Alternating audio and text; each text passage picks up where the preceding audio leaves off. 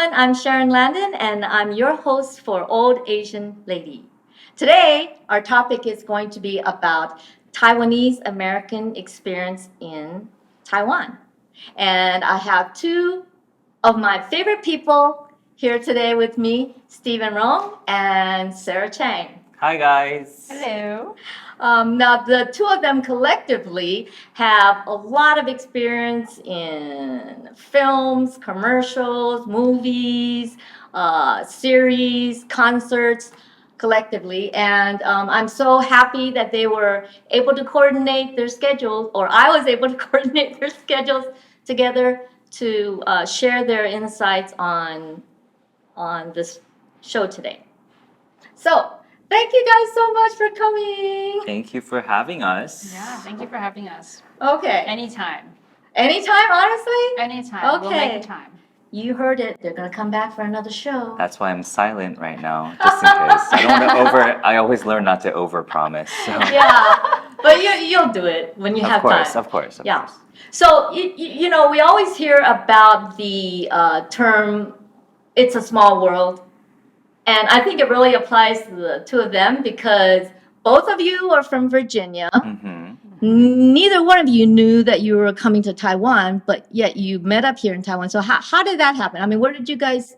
I always heard through the grapevine that there was, like when I was in Taiwan, that there was another ABC from Virginia that I had never met before.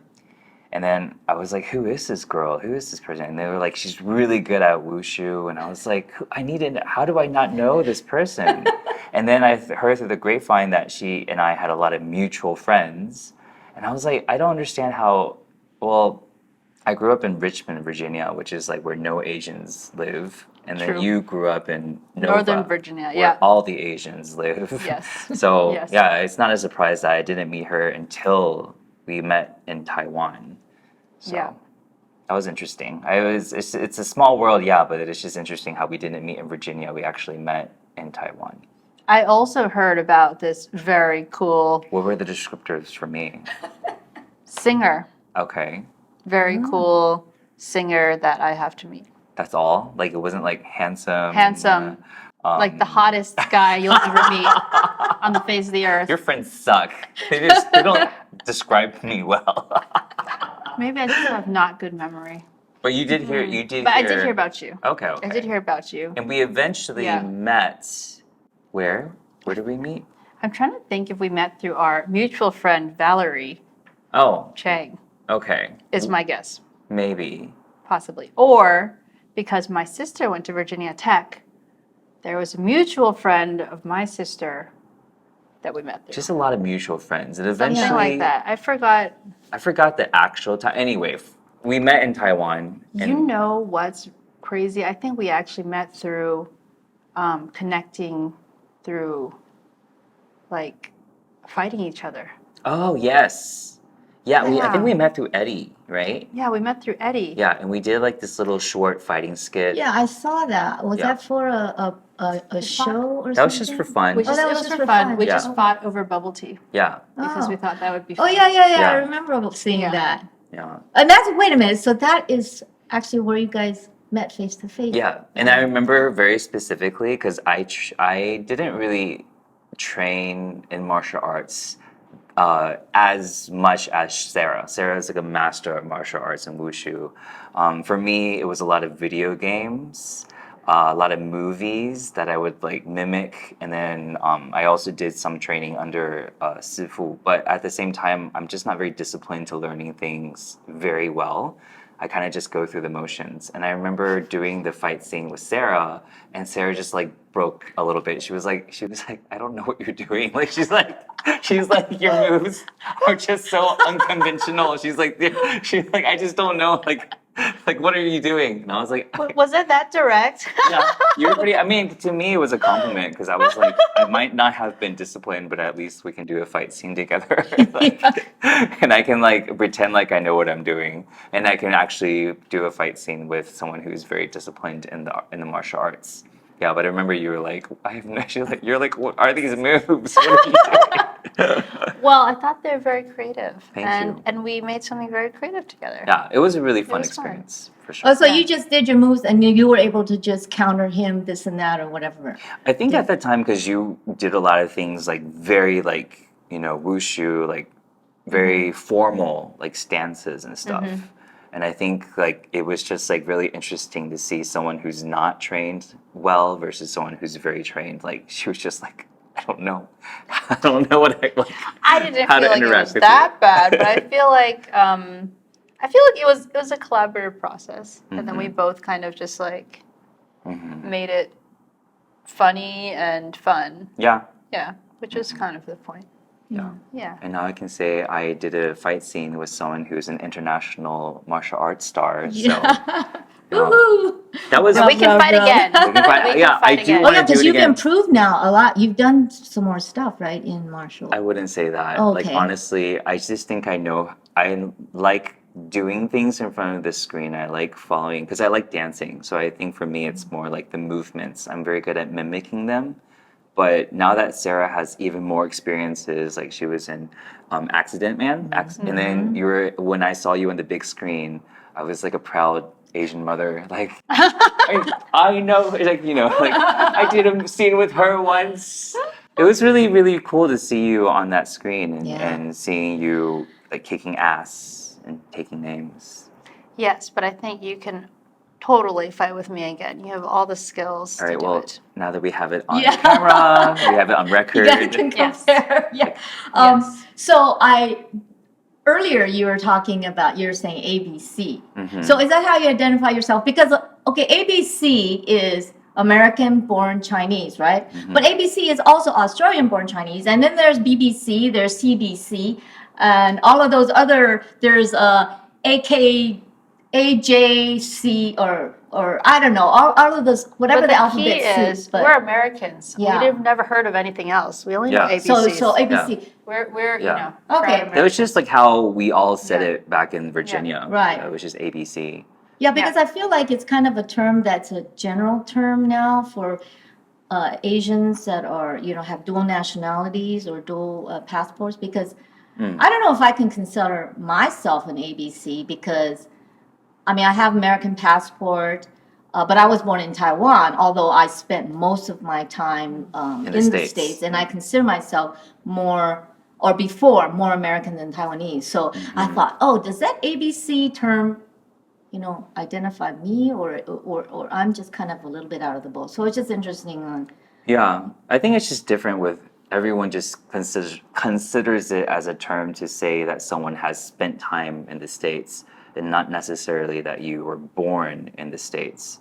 Yeah, so then it gets really confusing sometimes here in Taiwan because some people might be ABC in terms of maybe living in the States for 4 to 8 years, like, after from high school to college. Yeah. But then their Chinese is very like good, right? Because they don't Yeah. really have an accent. And then they use it and compare it to me. They're like, they're ABC too. What's wrong with your accent? totally It's like, different, because I think. I was actually born in the States. Yeah.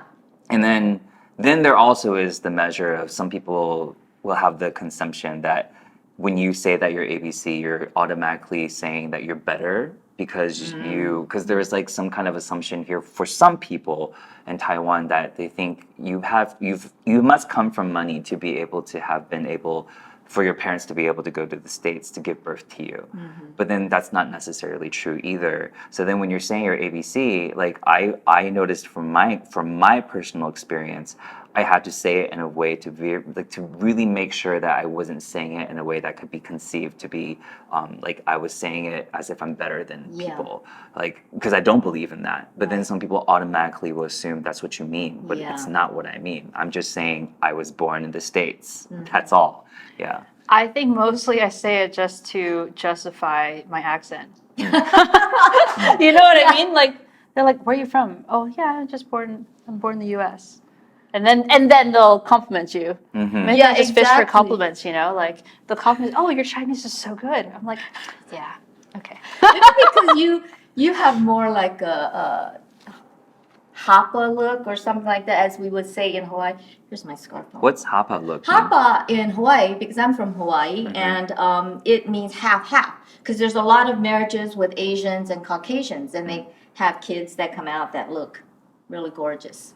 You know, so I'm just thinking, I wonder because your skin or something, they think that you're more, because I mean that's the same trick that I use, because normally when they hear or see us, they expect that obviously our English, I mean our Chinese is really good, and then sometimes, or they treat you like a local, but then sometimes I feel like I have to just speak in Chinese, because as soon as we open our mouth, they already know we're not from Taiwan, right? Yeah. Sometimes Because- just you walking, or just the way you carry yourself before you even open your mouth, they can already tell you're not from Taiwan. okay, Yeah, that's true. that Yes. used to be for me when I first came here. Like I would literally like get on the taxi, and before even opening my mouth, they'd be like, "You're not from around here." Like Yep. now because I've been here long enough, it'll usually take like a conversation, and then they'll be like, "Wait, you're not from here." Like so, I think it's like either I've been here long enough that my mannerisms have become more Taiwanese, the way I carry myself, the way I talk. And I even realized just a few summers ago that like I woke up one day and I was like, my thoughts are in Chinese. Like it just happened kind of, I don't know if it was overnight or gradual, but Right. it hit me like overnight that my thoughts were no longer in English. Yeah. That's a big thing. Yeah. What are you thinking? Do you know? I still think in English. You still think in English? Yeah, I still think in Sharon? It depends, I think. I don't have to think and translate in my head as much now, because I speak more, I have more opportunity to speak Mandarin now, especially with my family here and everything like that. So, yeah, sometimes I feel like I'm thinking in Chinese, but other times more in English. But so, I okay. think if I'm in like the Chinese mode, Mhm. like I would sort of be thinking in Chinese. But I feel like in default mode, I would definitely be English? in Yeah, English. in English, yeah. But if I switch on to Chinese, then everything would be Chinese. Yeah. So, aside from the ABC then, because then we're not local, are we considered, are you considered expat too? Because expat meaning is really someone that's living outside of their native country. Like So, nationality from passport kind of thing, right? Yeah, because you guys were born in the States, so you weren't born in Taiwan. I was born in Taiwan, but I lived in the States I mean, ever since I was little. Right. So, expat, local, foreigners. I don't know. It's just yeah. all terms that people made. That's- So it's kind of like really depends on what you want to identify as. For me, I want to identify as indigenous because my mom is from a tile, like she's from a tribe here. So that's what I want to. That's what I kind of identify as. Yeah. So even though I'm only half, but for me, that's like the heritage that I'm most proud of and want to be most connected to because I just love that part of my culture. Yeah. So I don't know. It depends on who you want, like what you want to identify yourself as. Okay, so now that you guys are here, what was it like growing up in the States, in the areas where you guys are from? Because I actually lived in Maryland as well, which is very close to Virginia, and the only Asian person in the school. And you just mentioned that in your area there was no Asians, and in your area there was a lot of Asians. Right. So growing up in the States, what was that like? That's. I mean, Do you want to start with yours first? Well, I feel like in Virginia, like Northern Virginia, there's a lot more Asians, but it's still, a huge minority, and I still feel like a foreigner in my own country, to be honest. So like we had communities where we would have a Chinese school. So every Sunday we would go to Chinese school, and that is where I hung out with all the other ABC kids, and I actually felt more at home right. than like real school. Oh, interesting. Yeah. So real school, I felt like I was really reserved and shy, and like I tried not to show my heritage that much. Heritage as in your Asian heritage. My Asian heritage. Yeah. But you were with Asian friends, so how did you justify that, or what was the thing? I think I had like in elementary school, there was maybe 2 or 3 other Asians. Oh, okay, in your So we're still like a huge minority. So it doesn't feel like I don't feel like I'm at home, right. you know. And I used to not tell anyone that I did wushu. I told people that I did ballet. Like Oh, it was yeah, the it was to that expected point where I thing. felt that I couldn't express myself in that way. Yeah. What made you feel like you couldn't express yourself like doing wushu? Like I think I understand it, but like maybe some people don't really understand why that's something that you felt like it was to be ashamed of or something that you wanted to hide.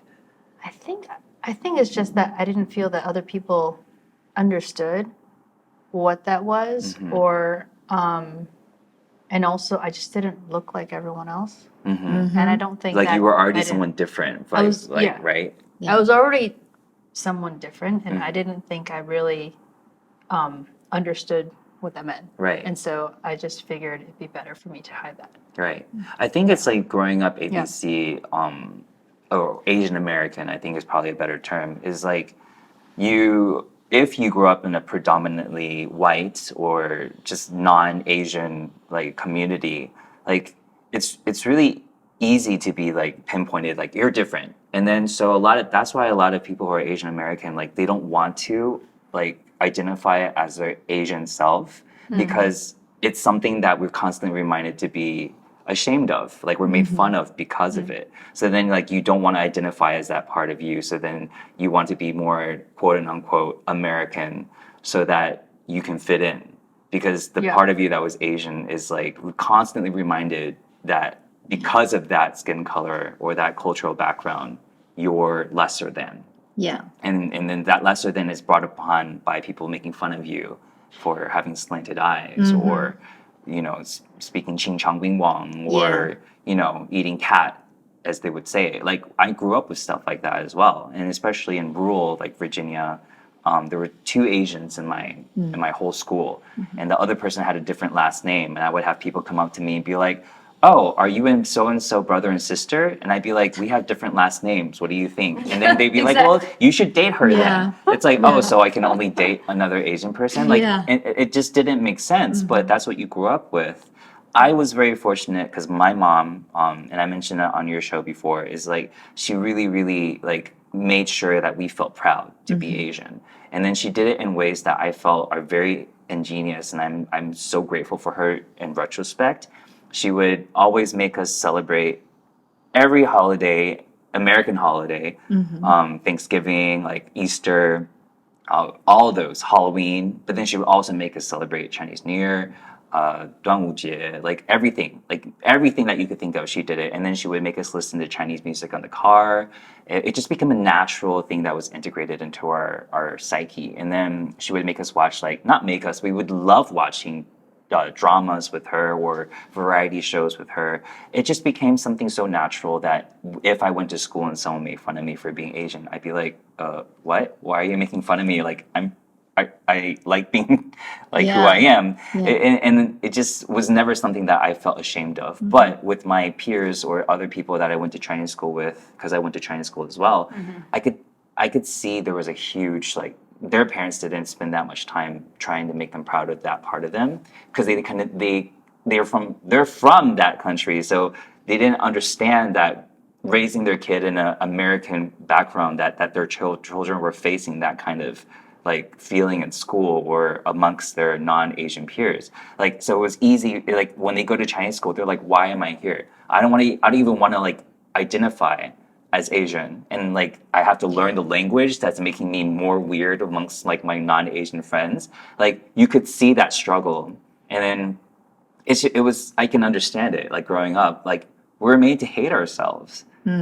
We really were. Yeah, it's about self-confidence and self-image. But the thing because is, self-confidence, self-image is something that it's is taught, right? Yes. Yeah, That's what I'm saying. So right. your mom had a big hand in that, Right. because I'm kind of a little bit, even though I'm older than either one of you, I also had the same kind of thing, except with a little twist, because you guys know I have Caucasian families. I was adopted by a Caucasian family. So growing up, I did not have that Asian family background to to go with. I didn't have to go to Chinese classes. I didn't have to do any of that. And I was not wanting to be different, just like what you mentioned. I wanted to be like everybody Yeah. else in my circle. I don't you know? think it was something that like I wasn't proud of Right. my culture. Right. And I loved going to Chinese school. Really? It like Wow. as weird as it, I loved going to Chinese school. I loved the culture. But I just felt like maybe they wouldn't understand. Like, who Okay, said- yeah, Like that's true. maybe people in my like normal school just wouldn't understand. Yeah. Yeah. And it's just I felt it was just too difficult, or I was too shy to tell them about all that. Yeah, because it's You know? difficult when you're like one against so many, you know, Right. and like they're not out to get you per se, but Yeah. even little micro like things they'll say sometimes can make you feel very alienated. And that's like how I think it's getting better nowadays with the like people being more aware of like sensitivity and saying the right things and stuff. But it's like when we were growing up, we really like you grow up around people who are like, oh, you're smart in math, like. Oh, Yeah, it's a Yeah. stereotype. yeah, but it's like pressure you're because talking I'm about, not smart in math. I'm like I'm really stupid. Like I like academically I am like, and I'm proud of it because I'm not built that way, you know. And so like I think people were so like surprised when I didn't have like great grades. So like he must be broken, like you know, like he's not doing things the way that we expect him to because most Asians are very like studious and are doctors or whatever. Yeah. So I mean, there's I mean, it's just stereotypes. And I think it's just people aren't aren't educated Yeah, about Asian that's a culture. big They don't thing. know. They Right. don't know any better. Yeah. And I don't think I was really discriminated against blatantly. Like in school, it wasn't like people would, you know, call me chinky chink or like, oh, this and that. I wasn't really like discriminated blatantly, and people weren't calling my names or bullying me because I was Chinese.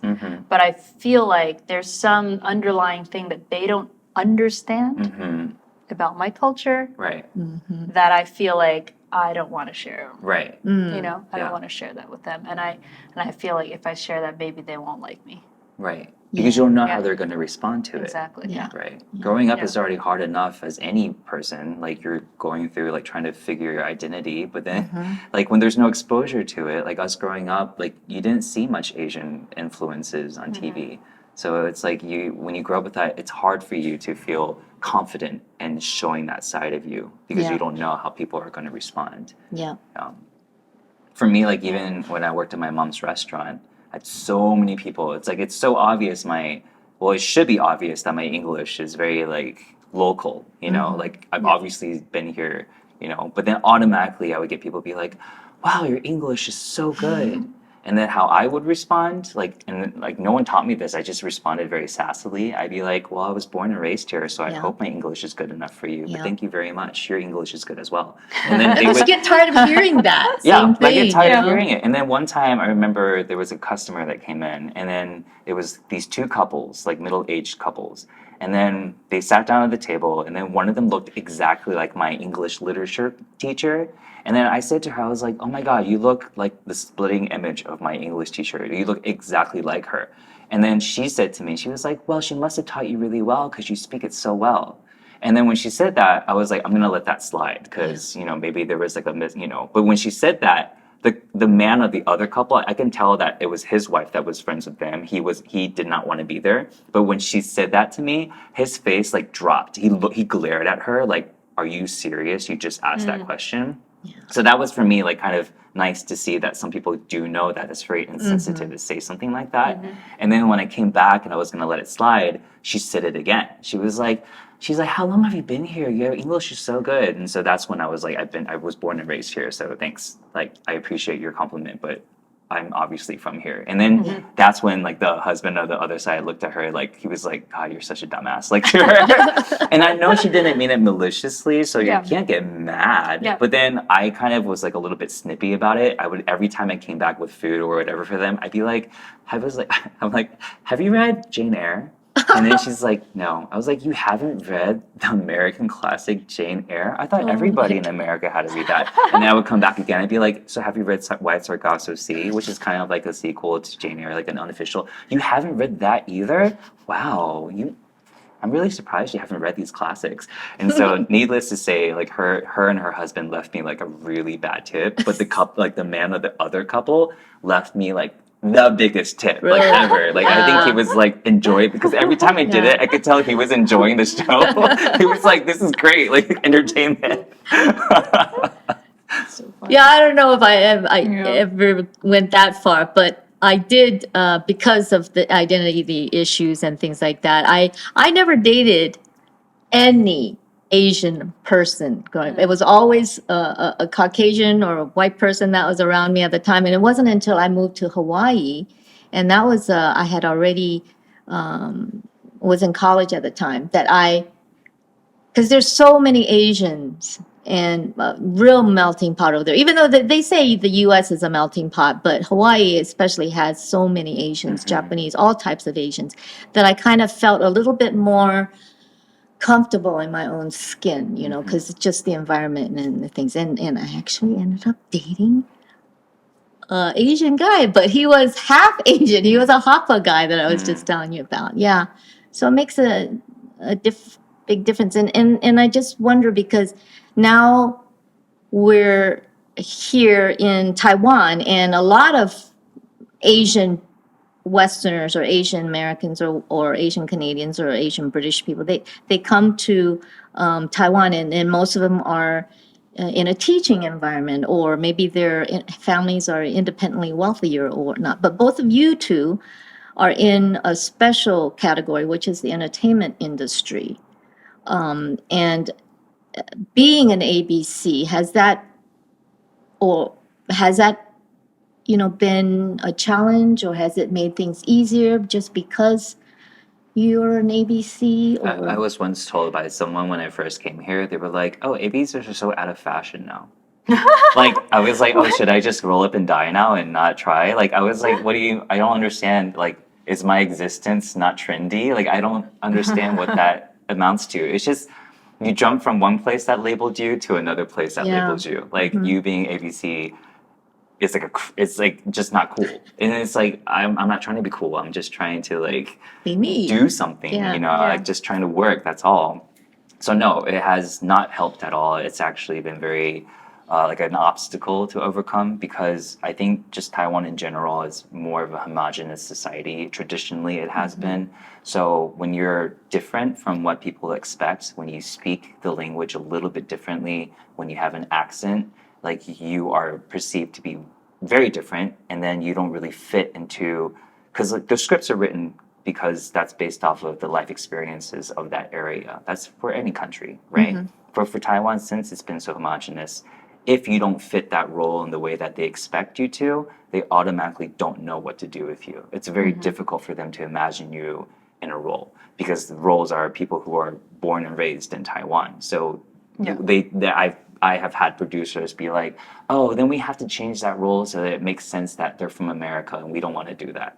So it's like, okay, well, what do you do? Then you just have to keep looking for Yeah, opportunities. yeah. So it hasn't helped. And then that's with acting, with singing. Like I'm always like when I record songs, people are like, "Oh, you're not pronouncing it correctly" or whatever. And then you have producers who are like, "Well, that's just that's like your what makes you different, and that makes you unique." So they like to keep it. But you have the people who tell you you're not pronouncing it correctly. You're not. It's difficult because like when I first came to Taiwan, I was like, oh, it's like an even playing ground. I can finally like be amongst people who look like me, and I don't have to be constantly reminded that I don't look I don't look the same. Now it's Yeah. like you don't act the same, and it's almost even more difficult in Yeah. a way. Yeah. I think what's difficult is that you do look the same, you sound different, and even if you were to, which you try very hard with like the Chinese language, there's always going to be that subtle difference. And even if you were to like really, really, really work very, very hard, which you do, for some reason they can still Yeah, they can tell. still, yeah. And yeah, then they have to make that character ABC. And it's so frustrating because you know you work so hard and you try to get the language, you do like all that you can, but at the same time there's not that role for you. Yeah. And You're just it's a weirdo. yeah, exactly. You're just a weirdo. Yeah, well, I want to ask you guys about that because we're talking about us perfecting or trying to be more fluent and try to sound more standardized in our speaking our Mandarin. But, you know, there's a lot of shows now which are great that are featuring Asian, you know, Americans and things like that. But I'm sorry, but I've seen some of those and their accents are atrocious. And I wonder, but it's kind of like an expected thing that it's fine and okay. And I feel a little bit embarrassed because I don't want them, the general public, to just think that, you know, people speak Mandarin like that, even though I'm American. But it's just the fact that it's just really bad, in my opinion, when I'm not even that great at it. I don't know. What do you think about these movies that are being portraying or showing? It is irking to hear, and then but I do think it's just like the thing that people, as there are more Asians showing up in American media, it's going to be a transition. It's just getting better and better and better. Like there's room for improvement. I do think that they do need to be more mindful of having right Asian representation to be there to be like consolidate, like just to make sure that things are as accurate as possible, including the pronunciation of the language. But I also don't want to advocate not giving people like that jobs, like just because they don't speak Chinese perfectly. Because I know it's a struggle, it's a hustle for everybody. So I try not to think in terms of that. But there's just room for improvement just to make it as accurate as possible. If that actor really is struggling with their Chinese, then dub it over. They can find an actor to dub over their voice until one day maybe they can get better. But it doesn't take away from them being in that role. Like, you know, because sometimes I feel like a lot of us are like, why did they get the role or whatever? But it's like they have their struggles too. We all do. Yeah. True. Yeah. Yeah, I mean, the process, just like auditioning to get there and to be in that room. Yeah. I mean, as They an got the Asian role. American, like to It's already, get there, yeah, it's already a Yeah. like struggle. it's really hard. Like we So gotta push if each other that's up. the person, you know, that is suitable for the role, I mean, a lot of times it's just they're really good for that role. Yeah. Yeah. I Yeah, mean, they that's fit that, you know, that aura of whatever character that is. Right. So it's, Yeah, that's true. That's absolutely true. We were just talking about being in the entertainment industry here in Taiwan, but you've also worked in China, which is I mean, a little bit slightly different. I mean, was it the same feeling as what you're saying about the experience here in Taiwan compared to over there? I feel that because I have a martial arts background, it's a little bit different. Yeah. So they do let my like Chinese accent slide a bit, or if I just try harder, or like just go through the lines more, they will still accept it from me. And also in China, they dub a lot of things. Yeah. They dub almost everything. And True. you know, I've shot in Hendian. Hendian is like this huge film studio that like Hero was shot in, like all of the Chinese were shot there. And you're shooting right next to another set. So like I was shooting a period piece and right next to me was World War II. Like like there's no way to fix the sound there. Right. You know, I literally there was also one scene I was supposed to come to the door. I'm supposed to be like really strong and I'm supposed to talk to like 200 people and point my sword to them. Behind me is just like, I think it's a comedy because there's this whole thing going on behind me in like the other room, and it's just like that's just how it is. Yeah. And like they have to dub a lot of things, so I think they're a lot more forgiving. Like forgiving of it. Yeah, in that respect, yeah. So then, in general, then it's much more, I wouldn't say advantageous. I don't know what I want to say about that. It's not of a disadvantage, or is it? Or is it? I think it's what I mean? different. Just- I think it's just different in every, like, it's different in, yeah. It's different. And I feel that in Taiwan, there is kind of that, like, island mentality. It is sort of a bubble here, and there's a certain type of film, and there's a certain type of genre, and there's a Yeah. cerin type of. But This honestly, is a specific audience here. yeah, it is really. very specific, Yeah. and I think it's just because they go along with what they've been used to for so many decades, and that's understandable. But I also do think there are a lot of more projects nowadays that are coming in that are more international based, and they do call for more like the Asian American or other countries and their experiences, and having different types of actors telling their angle of a different story of the same story. I think I do see that happening, that progress. I think it's progress because it's more encompassing of different cultures that do exist. Because I do feel like Asian Americans and our experiences have been widely ignored, not just by Asian media, but also in Asian media, like as well. Like, but there's many of us, and our stories are just as important as what we've seen traditionally. And I do see different actors and directors and producers starting to tell those stories or wanting to tell those stories. So it will happen, and it's going to be a transition. Whether or not it's going to be something that we're going to be a part of, who knows? Like, but I'm hopeful of it.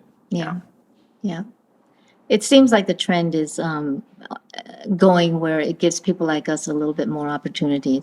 I mean, I always thought coming here, and one of the first things that I was told when I came here, when I contacted some agencies who never gave me a reply or the time of the day because I'm nobody and they don't know me and I have no connections. But they said, "Oh yeah, you should get a lot of work here because you're at that age range and you speak sort of Mandarin and English, and they're putting makeup on all these old younger people, actresses, to make them look older."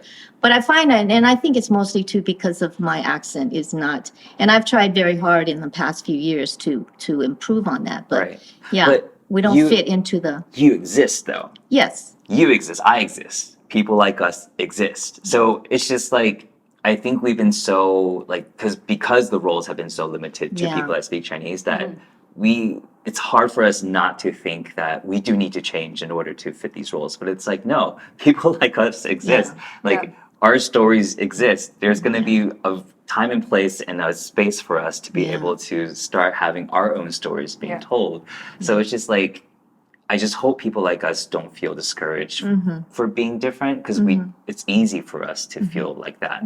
I've had moments when I'm like, damn, my Chinese does suck, But then I have a lot of people tell me, no, actually your Chinese does not suck at all. Like I do work very hard. I mean, I pick up elementary school level Chinese just so I can work on it. Yeah. But you still have people like hear it and they're like automatically just because you have an accent, your Chinese is terrible is what they tell you. And then how do you not let that affect you? It's very difficult not to let that pick at your confidence in that sense. But like I said, people like us exist, and we're not lesser than just because we have that accent, So it's just like our stories are one day going to be told. We just got to find the right people to work on the right projects.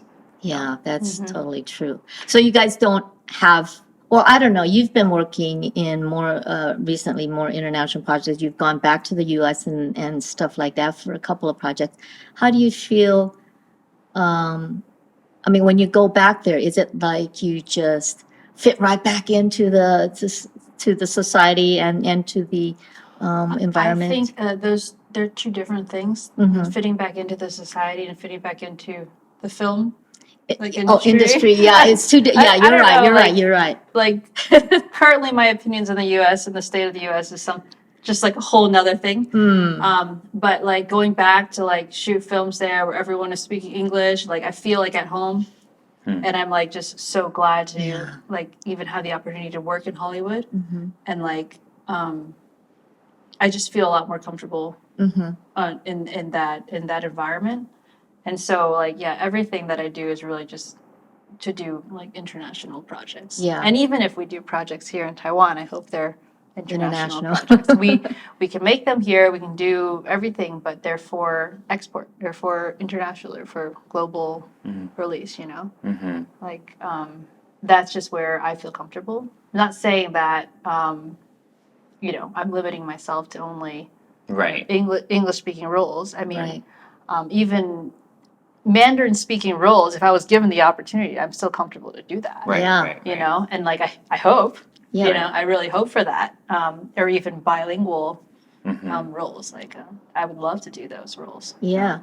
I feel like we should do bilingual roles. There's a lot of those roles out But there like for us. something that I found really interesting is I've been asked to go audition for ABC roles here, and then when I speak Chinese, they're like, "Oh, you're speaking it too accurately." They're like, "Can you Oh my please gosh, speak no. like an ABC?" I'm like, first of all, I am an ABC. Second of all, what do you mean you want me to speak more like an ABC? They're like, "Oh, like your Chinese right now is too good. You have to like add some words in there that are like English, like how you guys speak." I'm like, okay, okay. So I try to do it the way they want me to do it, and then that role ended up being casted by someone who never ever went to America, and they just like automatically add some English words, and they got the role. So it's like, Yeah. so you're not even giving the actual ABC the role that you're casting for the ABC Right. like part. Like it doesn't make sense to me. Like, oh, so I'm not ABC enough for ABC roles, but I'm not Chinese enough or local enough for the roles that you have here. So Yeah. it's like, what? And then someone called me a fake ABC once because they say that your Chinese is too good. It's a perception. It's such a weird perception. Yeah, it's like, And what? that's why we were speaking about this earlier about like the roles here of people who could speak English Mhm. are really weird because they blurt out English words at very weird times Mhm. that like I wouldn't as an ABC use that in a Right. phrase. You know, they just all of a sudden say, "Oh yeah, I remember. I was in this scene and we're walking and then walking in the scene. I was next to Wang Dongten and all of a sudden he goes, "Do you like music?" I'm like, "Wait, aren't we speaking in Chinese?" I'm like, "Okay." Like it was just very random. Like it's a Yeah. Chinese series and all of a sudden he goes, "Do you like music?" I'm just right. Okay, that's just normal apparently. Mm. To like So you're like, am I supposed to respond in Chinese or English? I know. Or a mixture of both? I know, Because yeah. apparently It's like, that's how I am Taiwanese ABC. here. Like I'm just like, oh, I don't know what to do. Yeah, exactly. Yes, 我喜欢 music. Yeah. Perfect. You're a true ABC. Like the right amount proportion of English and Chinese in the sentence. Yeah. Yeah, Anyway, yeah. that's just funny. It's really true. We're not something there and we're not something here, but we're something there, but we're something here. So Yeah. how do you, I mean, now that we're all older, I mean, how do you balance that? Or do you feel like you have to balance that Asian American, or it's just a natural thing that comes to you now in terms of I our think identity? I think when you grow older, you just don't care. Yeah. You Yeah. just don't give an. Yeah. You Good do. answer, You good be who answer. you are. Right. You are who you are, Right. and if you can get whatever role it is, just do your best. Good for you. Yeah, exactly. Because like I totally agree with what Sarah said. For me, it's like the moment I stopped beating myself up for not being able to fit into the mold Yeah. is when I started to get jobs. And then if I didn't get a job because of my Chinese, then I'm just like, okay, well, it wasn't meant for me. Like it's gonna go to someone who is most fitting for that role. And maybe because I have that time open up, I'm able to do something else that is more for me. So Yeah. I that's just my philosophy in life. Like it just makes me feel a lot better. That what's meant to be yours is yours. Like and then everything else, like if you hold on to it or you beat yourself up, which I used to do, it's the hardest, like most difficult and ugliest feeling to have. Yeah. Yeah, I always say like for every role, the director has someone in their mind, Yeah. Yeah. and that person like could be anything. Right. And so if when you walk into that room, you don't fit that, you don't fit that. Yeah. And it's like sometimes it almost has nothing to do with your skill. It's like in my head, like the character had all black hair. Yeah.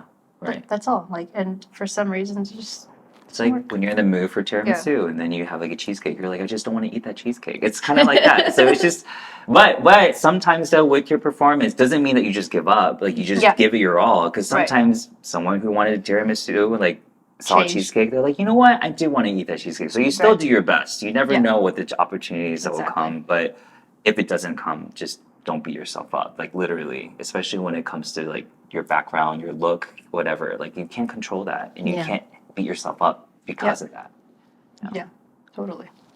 It's like when I go back to the States now, which hasn't, I went back last year, but, there was 3 years during COVID, and same with you guys that we weren't able to go back. But in one way, I feel it's sort of like a vacation and a break where I don't have to try as hard to just live normally because everything is English. All the things that I've known is the way it should be. Although it's kind of a little bit crazy in the States right now. But you were just back helping your mom out for a month and so. And was it really a good feeling to be back there and as a person where you are now?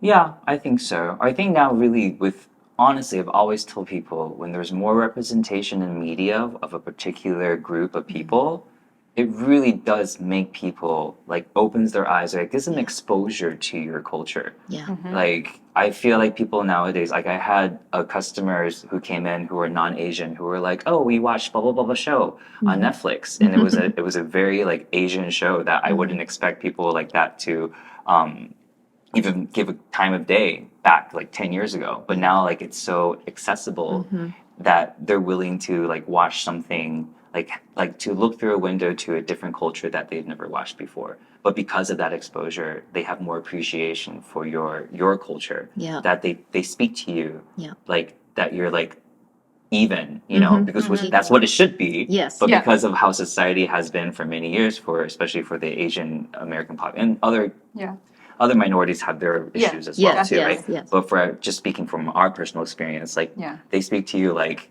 you're someone that they could actually get to know as a friend now, and Yeah. rather than someone who just owns a Chinese restaurant or someone who's like perceived to be so different and exotic, Yeah. Yeah. Yeah, that I feel like that's exactly what it is. We're always represented as something exotic. Yeah, yeah. And that's that's like why would you how can you be friends with someone so exotic? Yeah. Like you know what I mean? Right. Like it's like how do you even, like do that? Like maybe they just don't, It I've been goes back saying to what they you. as in other races. I mean, now I feel like I'm being racist. Yeah, no, but it you goes know what back I to what mean, you were right? saying Yeah. earlier about Yeah. people educating themselves about Exactly. or being educated through the films and through those shows that are more Yeah. prevalent now. Yeah, it's not like you got to go over the top. Like, like if you want to be friends with a Chinese person, you got to have go to, wear a like, cheapao or You have something. to know everything about my culture, like right? crazy something. It's just like it's like in media we're represented as, oh, you have to do these things, Right. like in order to even think about, approaching. There was one thing about my personal experience that I found really amusing, but also very like telling of how people perceived Asian men. I'm just gonna say for Asian men. When I started dating in college, and when I finally told my friends that I was dating, they were literally one person said to me, they said, I just thought you were asexual. Like I'm surprised that you're dating someone. Like I thought you were asexual. Asexual. I thought Because that. to them, like the idea of me dating somebody was alien because they Oh. just thought I didn't want to date people. Right, But it's right. because You're- nobody wanted to date me because like they just didn't see me as somebody dateable. Oh. And like they surprised them that I was like I had sexual needs. Was that your Asian friends or Caucasian friends? Caucasian. It was a Caucasian friends. Caucasian Okay, so friend. this is that perception. So it was like, okay, well that's very telling of how some people perceive Yeah. like someone of a different culture. Like Yeah. especially like when we were growing up. Yeah. Just it wasn't as culturally sensitive. Yeah. Yeah. But that really Sure. did take a toll on my self-esteem growing up. I didn't think I was like I didn't even think I was like attractive or that I was deserving of a relationship because I was like invisible to most people. Like Yeah. in high school, people would still be like, "Oh, your eyes are so like chinky," or people literally would say that to me. So it's like, "Oh, I'm just like an object of being made fun of, but not an object of like attractiveness," And nobody wants to feel like that. Yeah. Like you don't have to feel like the sexiest thing in the world, but you don't want to feel like you dating someone is so shocking because like when you said asexual, I was thinking like an amoeba type like of thing. did where you just think there kinda was like, another me that was gonna pop out of my elbow? Like I don't understand. Like what did you think? I just don't understand like what you meant by that. But Yeah, interesting. totally. People are interesting. I think that's a huge thing that like Asian males Mm-hmm. historically yeah, have faced. have dealt with. I mean, just because of the way they're portrayed on screen. yeah, But now with lots of Asian men taking off their shirts on screen. I think it's helped It's a lot. helped a lot. Yeah. Yeah. I was reading something on Quora. I think it's that platform, and there's this guy that wrote in there, and they were saying, "Oh, I'm a Korean male. I just want to know, do people think that Asians are unattractive, or are they not as good looking as Westerners?" And there was a lot of different responses. No. And I think a lot of it is it's just what you mentioned, a lot of movies now that show Asians Hot Asian men. as are leading everywhere. roles and things like that. So yeah, the perception is there. There's But there's hot men everywhere. You know what I'm saying? Yeah. Yeah, It's just exactly. but there's Exactly. yeah, But it was traditionally, like Asian men, I think Yeah. in particular, were like just seen as just not just, like objects of sex. Like it's just like we're just like we're just there. it's the media portrayal of them It is. That's why before. media's important. Yeah, Charlie Chan or what is it? What is those characters that they used to have? Yeah, he wasn't even Asian. Oh yeah, that's true. Yeah.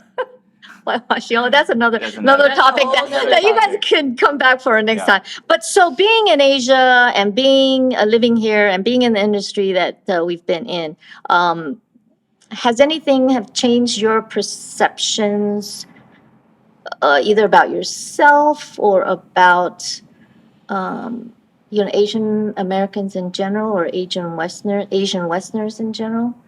That might be helpful for people that are thinking of possibly taking that journey like we did to live in a country. I just honestly feel like just try to be proud of who you are, and whether or not you can identify with whatever part of you, like if you choose not to, that's perfectly fine. And nobody should judge you on that because you're going through your own journey. You're gonna, you can go through life just being proud of whatever part you want to be proud of, basically. Because you're gonna have people who are like, why aren't you proud of your Asian heritage? Why aren't you, why aren't you identifying?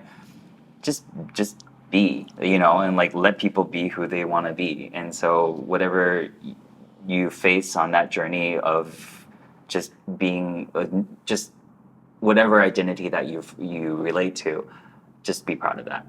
And nobody else can tell you otherwise. Yeah. Yeah, just be Yeah. yourself. That's a good ending. Be ourselves. Okay, so thank you guys for coming and sharing your insights with me. I really appreciate the time that you made. I know you're going to Thailand next week for a project, right? Yeah. I'm excited. Woohoo! And then we're gonna check into your podcast, Dark Forest. And there you go. Thank you for joining us and listening to us today. I'm Sharon Landon, your host, and see you next time on Old Asian Lady.